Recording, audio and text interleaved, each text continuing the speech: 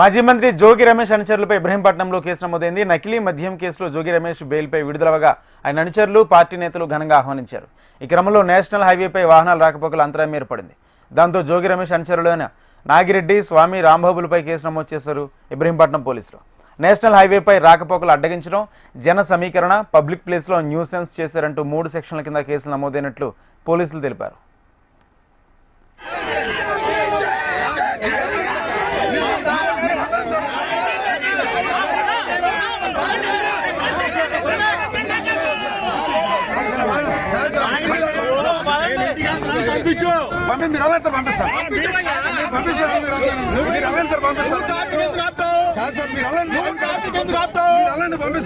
నువ్వు ట్రాఫిక్ ఎందుకు ఆపుతావు?